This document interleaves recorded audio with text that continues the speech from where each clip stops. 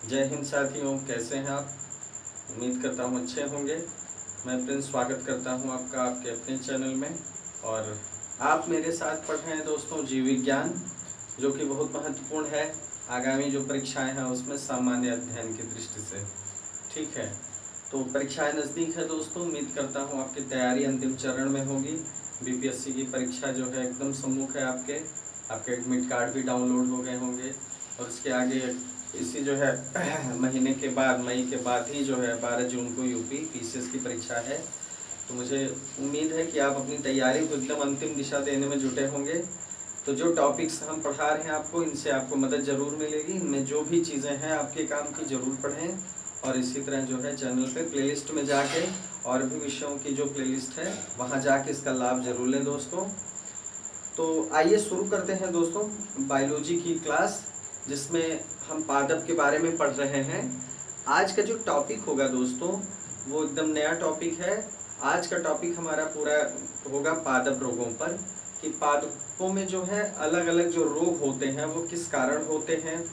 उनके लिए कवक जिम्मेदार होते हैं, उनके लिए जीवाणु जिम्मेदार होते हैं, वायरस भी जिम्मेदार होते हैं, विषाणु भी जिम्मेदार होते हैं। तो अलग अलग रोगों को संक्षेप में देखेंगे। जो चीज़ें हमें काम की हैं परीक्षा की दृष्टि से वो चीज़ें हम देखेंगे, कुछ चीज़ों को छोड़ देंगे। तो कहने का मतलब महत्वपूर्ण रोगों के बारे में आज के टॉपिक में हम डिस्कस कर रहे हैं। चलिए दोस्तों शुरू किया जाए। तो हम देखेंगे पादप रोग। आज हमारा टॉपिक है डिसीजेस इन प्लांट्स। पादप में जो रोग होते हैं उन्हीं के बारे में हमको पढ़ना है। तो आइए देखते हैं, इसको कैटेगरी में हम बांटते हैं दोस्तों। सबसे पहले वाली जो कैटेगरी है उसमें हम बांटते हैं विषाणु से होने वाले रोग। विषाणु जनित रोग मतलब ये ऐसे हैं जो वायरस से होते हैं। वायरस डिसीज देखेंगे, ठीक है, जो वायरस से होती हैं। अब वायरस से होने वाली बहुत सारी बीमारियां हैं पादपों में। आइए सबसे पहले लेके चलते हैं, जिसका पता सबसे पहले लगाया भी गया था मोज़ेक वायरस का, तंबाकू का मोज़ेक वायरस। ठीक है, तो वही सबसे पहले देखते हैं हम। तंबाकू का मोज़ेक वायरस। तंबाकू का मोज़ेक वायरस। मोज़ेक का मतलब होता है दोस्तों चितकबरापन। जब पत्तियों में चितकबरापन आ जाता है तो उसको मोज़ेक कहते हैं। ये आलू की पत्तियों में भी होता है, ये जो है तंबाकू की पत्तियों में भी होता है, इसको हम मोज़ेक कहते हैं। चलिए दोस्तों, तंबाकू का जो मोज़ेक वायरस है इसमें होता क्या है। इसमें जो है देखिए क्या क्या चीज़ें घटित होती हैं। पत्तियां जो है इसकी क्या होंगी, सिकुड़ जाएंगी। पत्तियां सिकुड़ जाती हैं। अब मोज़ेक वायरस से होता है ये तो आपको पता ही है। पत्तियां सिकुड़ जाएंगी और क्या होंगी, छोटी हो जाएंगी। सिकुड़ के क्या होंगी, छोटी हो जाएंगी। चलिए, एक चीज होती है। अब पत्तियों में आपको पता है दोस्तों एक तत्व पाया जाता है, वो होता है, वो तत्व कौन सा होता है, हरित लवक। हरित लवक, ये तत्व आप जानते हैं कितना महत्वपूर्ण है पत्तियों के लिए, क्योंकि पत्तियों में उपस्थित इस लवक की मदद से ही इसमें पर्णहरित पाया जाता है, पर्णहरित। और इसकी मदद से पौधे प्रकाश संश्लेषण की प्रक्रिया पूरी करते हैं, अर्थात वो अपना खाना बनाते हैं, भोजन बनाते हैं। तो आपको पता है कितना महत्वपूर्ण तत्व है ये। हरित लवक क्या होता है दोस्तों, नष्ट हो जाता है।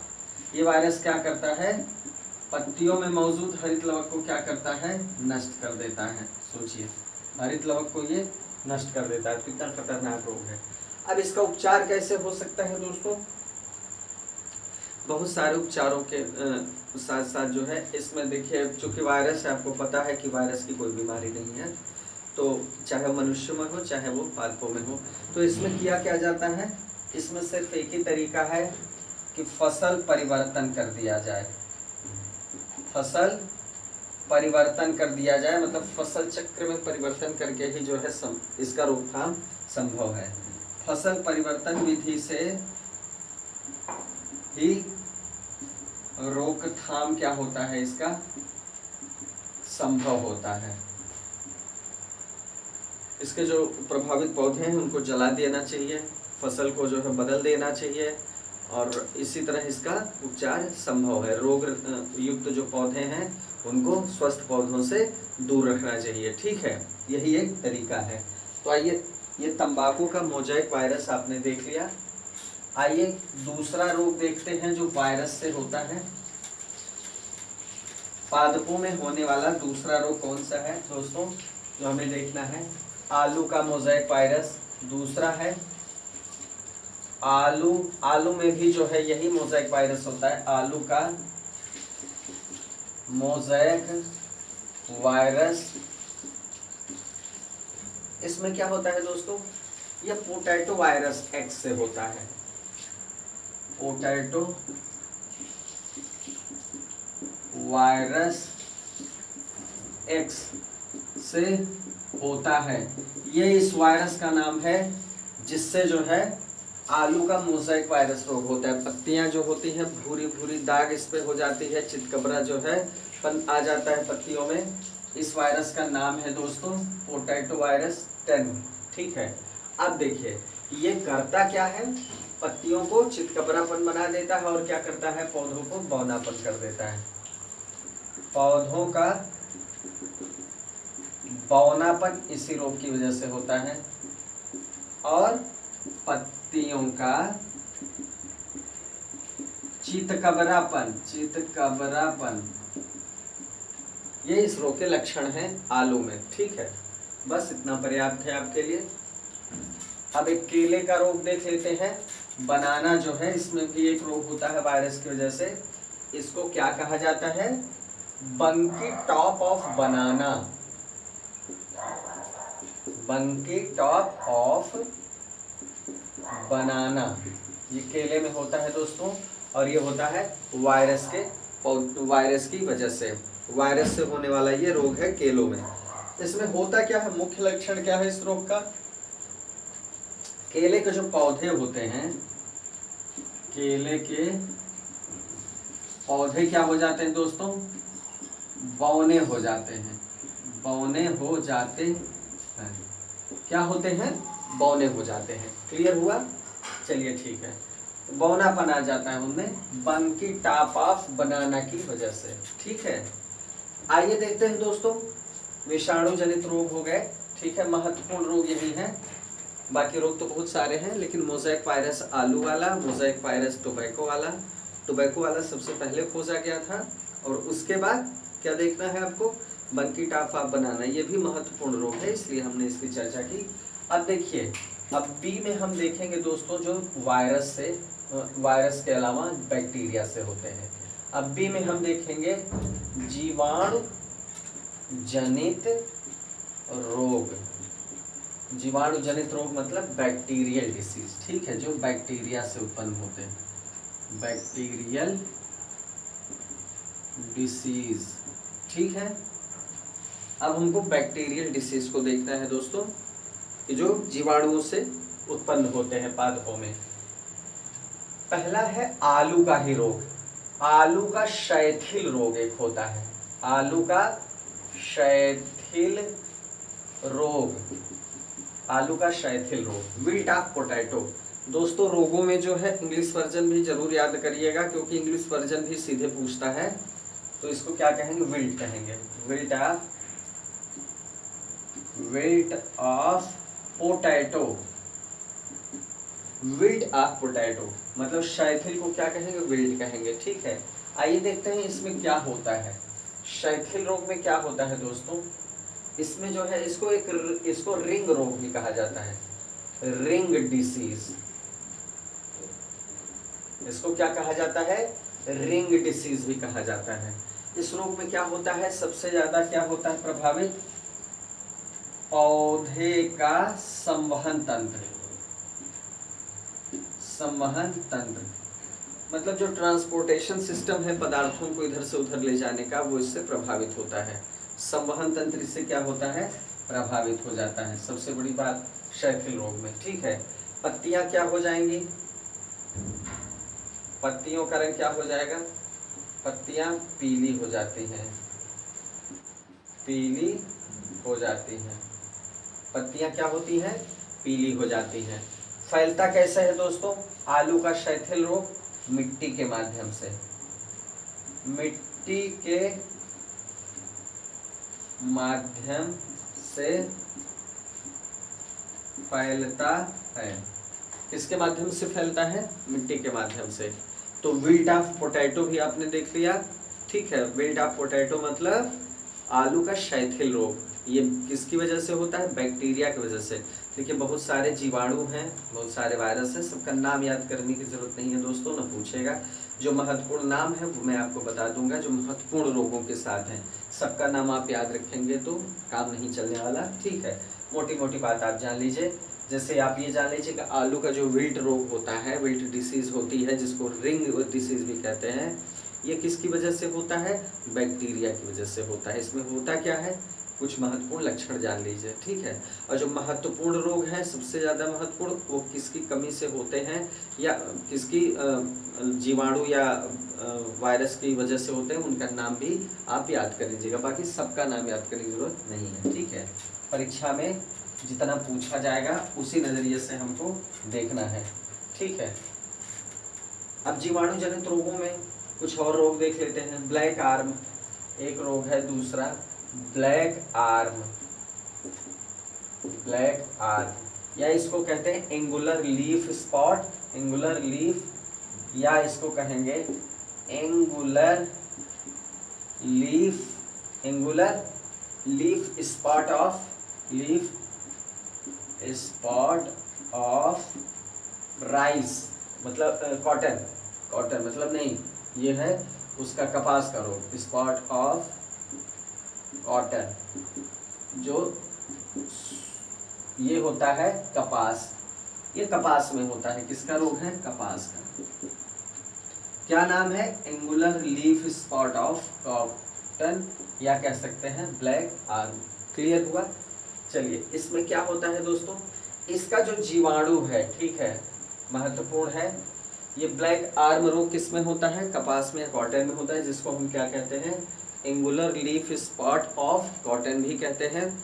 इसका जो जीवाणु है महत्वपूर्ण है, जान लीजिए जैंथोमोनास। जीवाणु का नाम क्या है, जैंथोमोनास।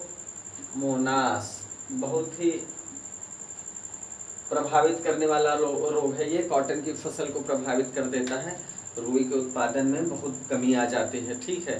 तो जीवाणु का नाम जान लीजिए, जैंथोमोनास है जीवाणु का नाम। क्लियर हुआ दोस्तों। ये जो है किसके द्वारा संक्रमित होता है, ये जो है बीज के द्वारा। इसका संक्रमण दोस्तों किसके द्वारा होता है, बीज के द्वारा। संक्रमण बीज के द्वारा होता है, ठीक है। जैंथोमोनास, ठीक है, बैक्टीरिया है। अब ये जो है वर्षा या ओस में फैलता है। जब बरसात होती है, वर्षा होती है या ओस पड़ती है, ओस में ये फैलता है या इसका प्रसार होता है। क्लियर हुआ दोस्तों। चलिए ठीक है, ये समझ में आ गया। अब इसके नियंत्रण के लिए उपाय ये है कि पौधों को नष्ट कर देना चाहिए, जो भी रोग से ग्रस्त हो चुके हों, रोग से ग्रस्त पौधों को नष्ट कर देना चाहिए, ठीक है। और रोगमुक्त प्रजाति को उगाना चाहिए, जो रोगमुक्त प्रजाति है उसको उगाना चाहिए। चलिए ये कॉटन हो गया दोस्तों, कॉटन का रोग हो गया, सूती का। अब तीसरा है धान का अंगमारी रोग, धान का अंगमारी, ये भी पादप रोग है जो जीवाणु से होता है। धान का अंगमारी, अंगमारी रोग, धान का अंगमारी रोग, ये जैंथोमोनास ओराइजी, इसका जीवाणु का नाम क्या है, जैंथोमोनास ओराइजी, ओराइजी, ये है जीवाणु। चूंकि ये जीवाणु जनित रोग है तो ये इस जीवाणु से फैलता है। क्लियर हुआ दोस्तों, ठीक है। अब इसमें क्या होता है, पौधों की पत्तियों का एक या दोनों सतह पे पीला हरा स्पॉट हो जाता है। ये जो पौधे हैं, इधर भी दोनों तरफ क्या हो जाता है, या एक तरफ पीला हरा, पीला हरा क्या होगा, स्पॉट पड़ जाएगा, स्पॉट पड़ जाता है। पीला हरा क्या होता है, स्पॉट पड़ जाता है। दोनों तरफ भी हो सकता है, एक भी तरफ हो सकता है। बाद में क्या हो जाता है, पीला हो जाता है, एकदम भूरे रंग का, भूरे रंग की पत्तियां हो जाती हैं पूरी तरह से, ठीक है। भूरे रंग की पत्तियां अंत में मुरझाकर गिर जाती हैं। पत्तियां पूरी भूरे रंग की हो जाएंगी, वो पीला रंग बदल के डार्क पीला हो जाएगा, उसके बाद भूरा रंग हो जाएगा, पत्तियां मुरझा के गिरने लगती हैं। इसकी धान की, ठीक है। जैंथोमोनास ओराइजी जीवाणु से होता है दोस्तों। धान और गेहूं बहुत महत्वपूर्ण फसल है हमारी कृषि की, तो इसके बारे में आप जानकारी रखिए। ये रोग जो है हमारे लिए महत्वपूर्ण है जानना। कृषि में, एग्रीकल्चर के सेक्शन में ये सब चीज़ें पूछी जाएंगी और रोगों के सेक्शन में, ठीक है। तो ये जो है बिल्कुल इग्नोर मत करिएगा। चलिए आइए दूसरा रोग देखते हैं दोस्तों। धान के अलावा साइट्रस, अब देखते हैं साइट्रस।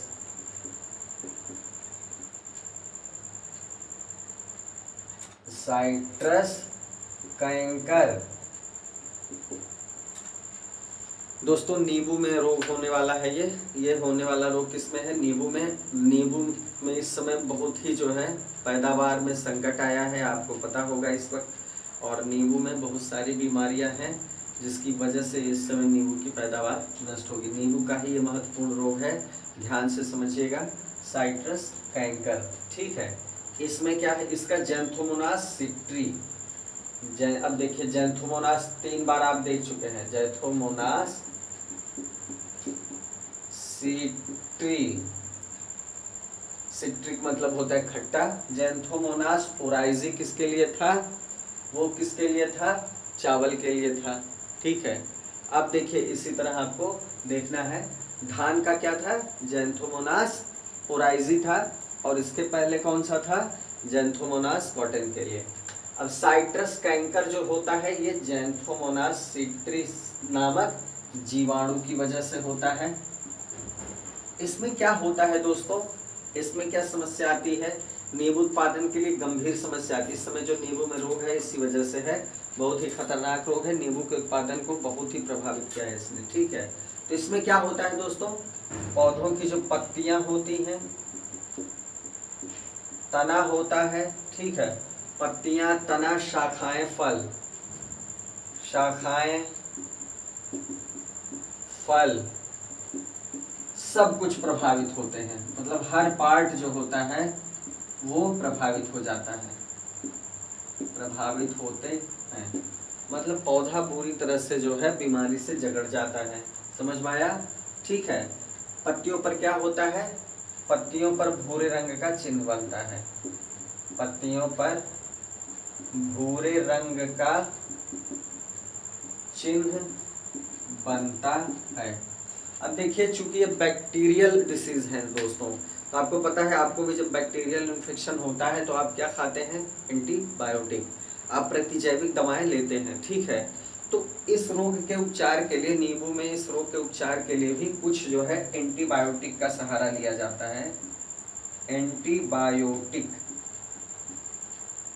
कुछ एंटीबायोटिक हैं जैसे स्ट्रेप्टोमाइसिन, फाइटोमाइसिन, नाम याद रखिएगा। स्ट्रेप्टोमाइसिन,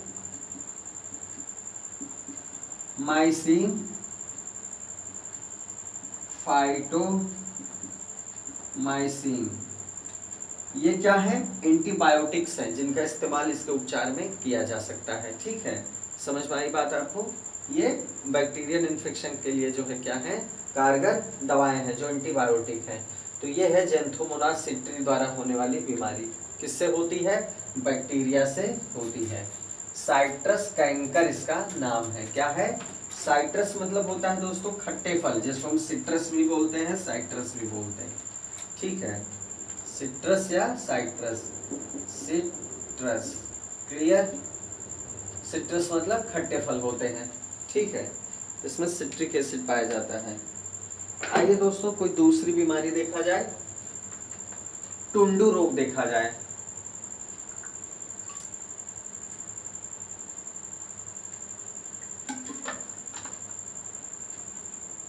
गेहूं का टुंडू रोग। अब देखते हैं गेहूं का टुंडू रोग। ये रोग में क्या होता है दोस्तों? कोरिनोबैक्टीरियम इंडोबायोटिकम, कोरोनी, ध्यान दीजिएगा,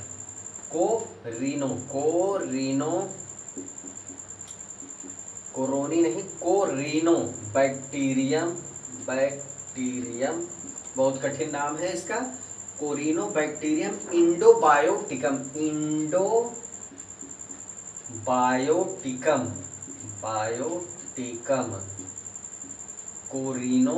कोरिनोबैक्टीरियम इंडोबायोटिकम।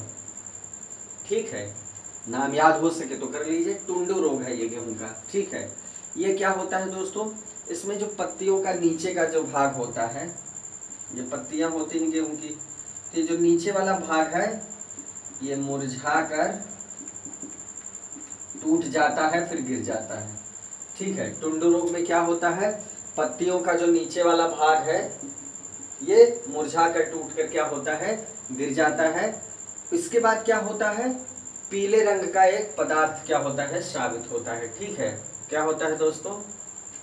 क्या होता है? पीले रंग का एक पदार्थ स्रावित होता है। और ये क्या करता है? पीले रंग का पदार्थ गेहूं की जो बालियां होती हैं दोस्तों, जैसे ये गेहूं की बालियां होती हैं,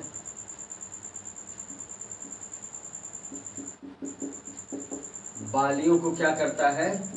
नष्ट कर देता है। बालियों को नष्ट कर देता है। ठीक है, ये पीला पदार्थ क्या करता है? गेहूं की बालियों को नष्ट कर देता है। क्लियर हुआ? इस रोग के कारण क्या होता है दोस्तों? पौधा जो होता है वो छोटा हो जाता है। पौधा क्या होता है? गेहूं के टुंडू रोग में क्या होता है? पौधा जो है, गेहूं का पौधा बौना रह जाता है। और क्या होता है दोस्तों? देखिए, ये रोग जो होता है फसल के पकने पर ही दिखता है, इसके पहले पता नहीं चलता। ठीक है, क्लियर हो गया? चलिए, ये टुंडू रोग भी क्लियर हो गया दोस्तों। अब देखिए, हमने देख लिया वायरस से होने वाली कुछ बीमारियों को पादपों में, और देख लिया जीवाणुओं से होने वाली कुछ बीमारियों के बारे में। अब देख लेते हैं कवकों से होने वाली कुछ बीमारियों के बारे में। ठीक है, फंगी, कवक जनित रोग, जिसको क्या कहेंगे? Fungal diseases. ठीक है, आलू का एक वार्ट रोग होता है। इसमें पहला होगा आलू का वार्ट रोग।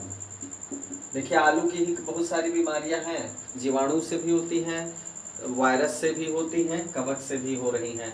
तो आलू का वार्ट रोग, इसमें क्या होता है? आलू के जो कंद होता है, कंद में क्या होता है? काले धागे जैसी रचना बन जाती है, काले धागे जैसी संरचना बन जाती है। कैसी संरचना बनती है? काले धागे जैसी।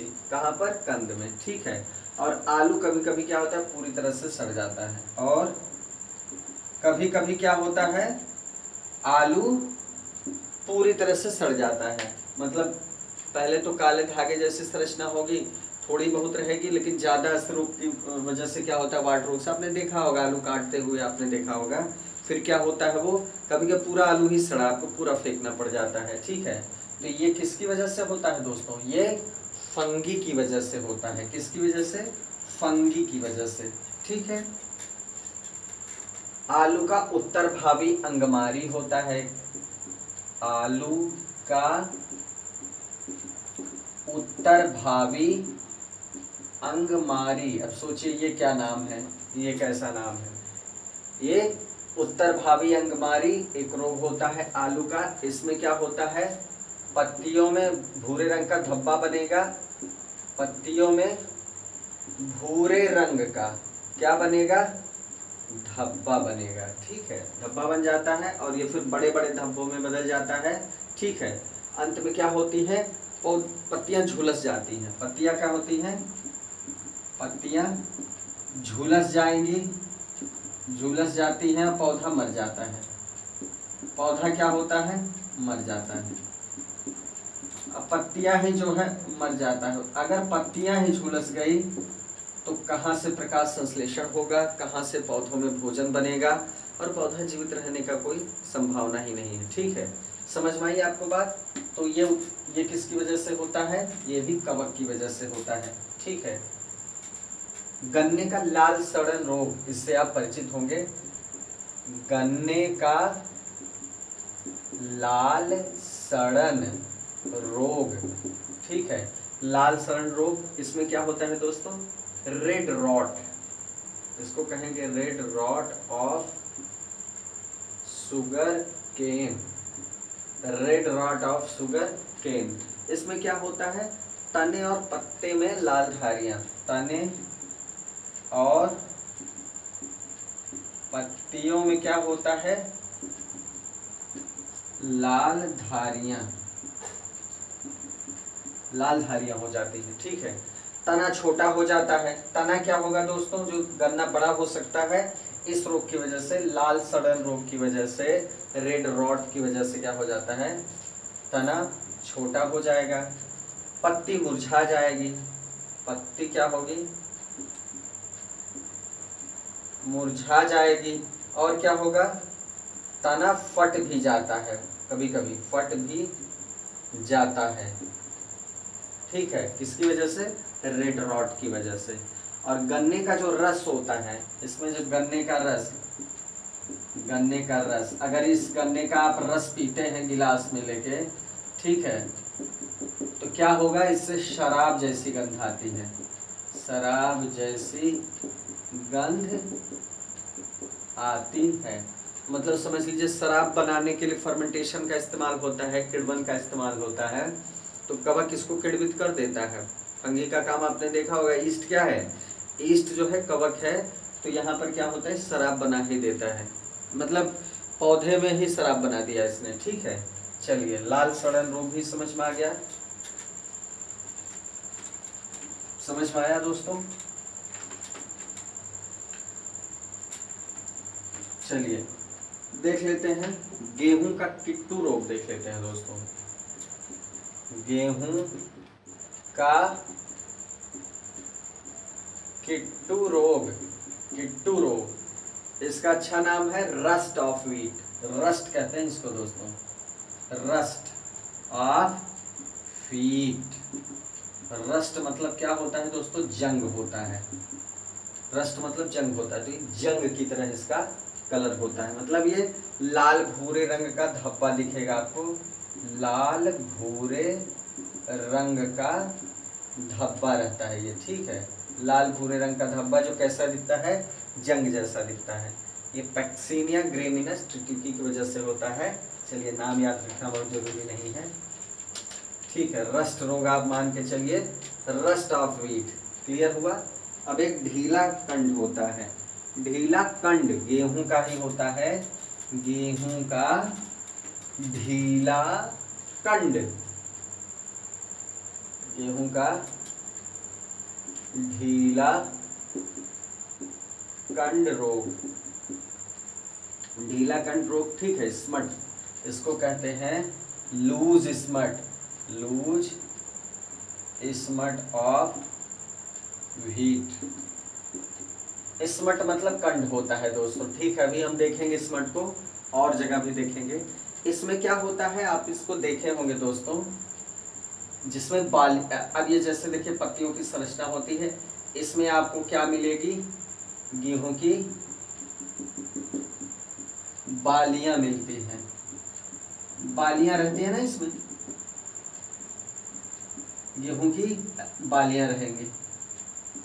अब यहाँ पर इसमें गेहूं की बालियां नहीं रहेंगी, काले कलर का जो है राख जैसा भुरभुरा पदार्थ होता है। आपने इसको देखा होगा गेहूं की फसल में, ये क्या होगा, राख जैसा, काला राख, काली राख जैसा जो है पदार्थ होता है, चूर्ण के समान। इसका संक्रमण कैसे होता है, बीज द्वारा होता है। ठीक है, तो ये इसको कहते क्या है दोस्तों, गेहूं का ढीला कंड रोग या लूज स्मट ऑफ व्हीट। समझ में आ गया। चलिए, कुछ बीमारियों से हम लोग परिचित होंगे व्यवहारिक रूप से। Brown leaf spot of rice. Brown leaf मतलब भूरी पत्तियां, brown leaf spot, spot of rice मतलब चावल। तो ये चावल का रोग है।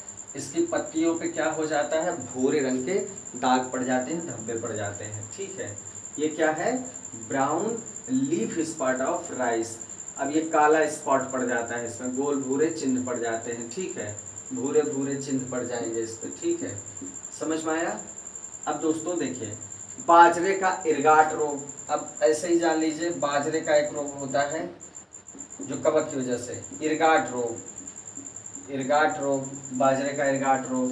बाजरे का स्मट, जैसे यहाँ पर स्मट था, लूज स्मट था, तो बाजरे का भी स्मट होता है, बाजरे का स्मट। इसमें भी क्या होता है, वो काले चूर्ण तरह का भुरभुरा पदार्थ हो जाता है। ठीक है, और क्या होता है, अरहर का झुलसा रोग होता है। धनिया का स्टेम गॉल रोग होता है, धनिया का स्टेम गॉल रोग होता है। अरहर का झुलसा रोग होता है। ये किसकी वजह से होता है, कवकों की वजह से। ठीक है, ये किसकी वजह से होता है, कवकों की वजह से। तो ये कवक से होने वाले पादप रोग हैं। क्लियर हुआ दोस्तों। अब देखिए लास्ट में बचा है किसकी वजह से, ये अजैविक रोग है। अब जो देखेंगे आप, डी देखेंगे, ये अजैविक रोग होंगे। अजैविक रोग, अजैविक रोग मतलब ये किसी कवक, किसी जीवाणु, किसी विषाणु से नहीं होते, बल्कि अबायोटिक होते हैं। अबायोटिक, इसके बारे में हम पहले पढ़ चुके हैं थोड़ा सा। ये बात जान लीजिए कि कुछ ऐसे रोग पादप के हैं जो किसी तत्व की कमी की वजह से होते हैं। यहाँ शॉर्ट में हम लोग देख लेते हैं। धान का खैरा रोग, खैरा रोग, धान का खैरा रोग, ये किसकी कमी से होता है दोस्तों, जस्ता, जस्ता आप जानते होंगे, जिंक जिसको कहते हैं, जिंक की कमी से, मतलब जिंक जो महत्वपूर्ण पोषक तत्व है पादपों के लिए, उनकी कमी से होने वाले ये रोग हैं। खैरा रोग हो गया धान का। मटर का मार्श रोग हो गया, मटर का मार्श रोग हो गया। ठीक है, ये किसकी कमी से होता है, मैग्नीज तत्व की वजह से, मैग्नीज तत्व की कमी से, तत्व की कमी से। ठीक है, नींबू का डाईबैक होता है, नींबू का डाईबैक रोग, ये किसकी वजह से होता है, तांबा, कॉपर होता है तो उसकी वजह से, तांबा या कॉपर की कमी से। ठीक है, नींबू का डाईबैक कॉपर की कमी की वजह से। और आम का लिटिल लीफ, आम का छोटी पत्तियों वाला रोग, लिटिल लीफ रोग, ये भी होता है दोस्तों, जस्ता तत्व है ना, इसकी कमी से, जिंक की कमी से। ध्यान से देखिएगा, धान का खैरा रोग जस्ता की कमी से, जिंक की कमी से। मटर का मार्श रोग मैग्नीज, नींबू का डाईबैक तांबा की कमी से।